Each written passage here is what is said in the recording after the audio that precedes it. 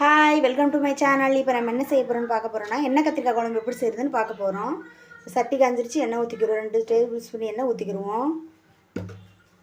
இப்போ எண்ணெய் காஞ்சிருச்சு, கருவேப்பிலை போட்டுக்கிடுவோம். கருவேப்பிலையும் 2 வெங்காயமும் சேர்த்துக்கிடுவோம். நான் பெரிய வெங்காயம் சேர்த்துருக்கேன், நீங்கள் உங்களுக்கு தேவைன்னா சின்ன வெங்காயம் சேர்த்துக்கலாம்.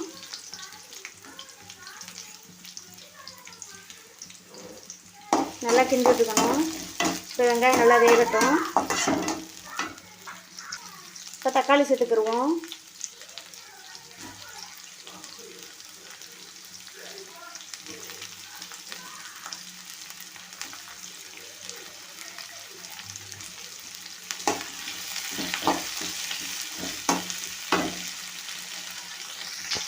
இப்போ மிளகு, ஜீரகம், இப்போ கொஞ்சமாக மஞ்சள் பொடி சேர்த்துக்கிடுவோம். 1 ஸ்பூன் மிளகு, 1 ஸ்பூன் சின்ன சீரகம் சேர்த்துக்கிடுவோம். இப்போ நம்ம மசாலா பொடி சேர்த்துக்கிடுவோம். 1.5 ஸ்பூன் மிளகா பொடி, 4 ஸ்பூன் மல்லிப்பொடி சேர்த்துருக்கேன். இப்போ நல்லா கிண்டி விட்டுக்கிடுவோம்.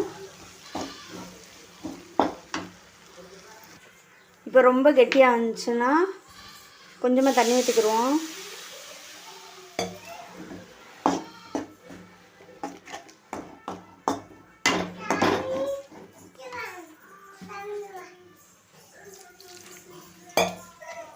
கொஞ்சமாக தண்ணி ஊற்றிட்டு நல்லா கலந்து விட்டுக்குருவோம். இந்தளவுக்கு வந்துருச்சு. இப்போ துருவி வச்ச தேங்காய் கொஞ்சமாக சேர்த்துக்கிடுவோம். நல்லா கிண்டி விட்டுக்கிடுவோம். இப்போ மசாலா ரெடி ஆயிடுச்சு. இப்போ ஆற வச்சுட்டு மிக்சியில் போட்டு அரைச்சிக்கலாம். இப்போ எண்ணெய்க்காக நெய்யில் வதக்கி எடுத்துக்கிடுவோம். சட்டி காஞ்சிருச்சு, எண்ணெய் ஊற்றிக்கிடுவோம். இப்போ கத்திரிக்காயை நல்லா தண்ணியில் போட்டு தான் வச்சுருக்கணும் நறுக்கணுன்னு. இப்போ கத்திரிக்காயை ஒவ்வொன்றா உள்ளே போடுவோம்.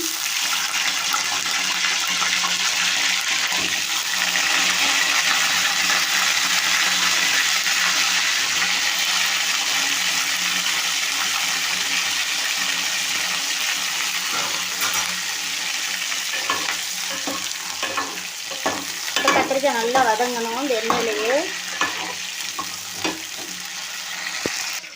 ஜருங்க எந்த அளவுக்கு நல்லா வெந்து வந்துருக்குண்டு, இந்த அளவுக்கு நல்லா வேக வச்சுக்கணும். இப்போ கத்திரிக்காய் எடுத்துக்கிடுவோம்.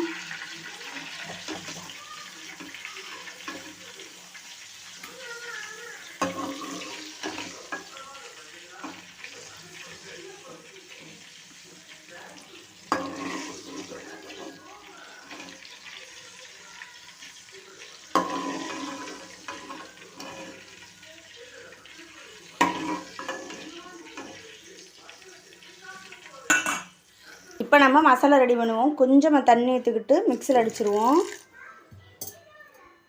சட்டி வச்சு எண்ணெய் ஊற்றி சட்டி காஞ்சிடுச்சு. இப்போ எண்ணெய், கடுகு, உளுந்து, ஜீரகம், வெந்தயம் போட்டுக்கிடுவோம். போட்டு பொரிஞ்சோன்னா கருவேப்பிலை,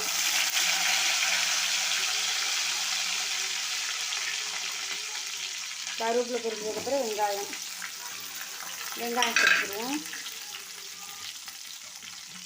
நல்லா கிண்டி வச்சுக்குவோம்.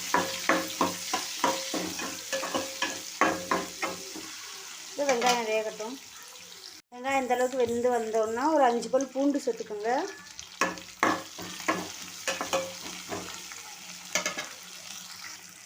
கொஞ்சமாக உப்பு சேர்த்துக்குவோம். சேர்த்துட்டு நல்லா கிண்டி விட்டுக்குருவோம்.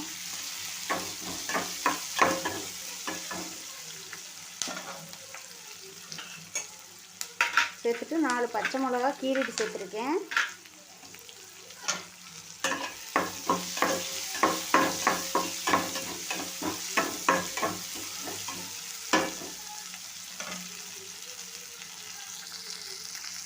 வெங்காயம் இந்த அளவுக்கு வதங்கணுன்னா அரைச்சி வச்ச பேஸ்ட்டை சேர்த்துக்கிடுவோம்.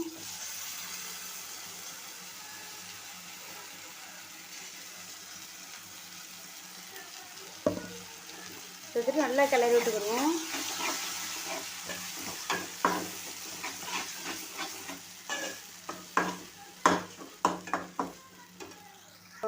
மிக்சியில் தண்ணி ஊற்றி கொஞ்சமாக சேர்த்துக்கிறேன்.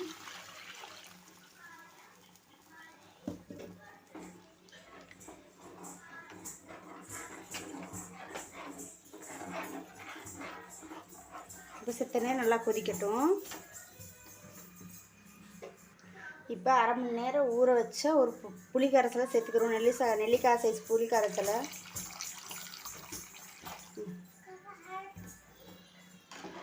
நல்லா கிண்டி விட்டு மூடி அரை மணி நேரம் செஞ்சு பார்ப்போம். இந்த அளவுக்கு கொதிச்சு வந்தோன்னே இப்போ கத்திரிக்காய் உள்ளே போட்டுறணும். ஓய்,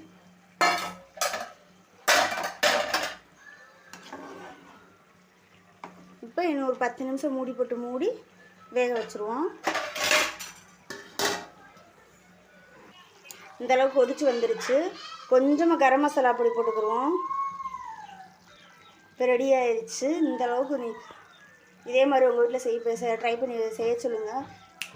சூப்பராக இருக்கும். திரும்ப செய்ய சொல்லி கேட்பாங்க. மறக்காமல் லைக் பண்ணுங்கள், ஷேர் பண்ணுங்கள், சப்ஸ்கிரைப் பண்ணுங்கள். அடுத்த வீடியோவில் பார்ப்போம்.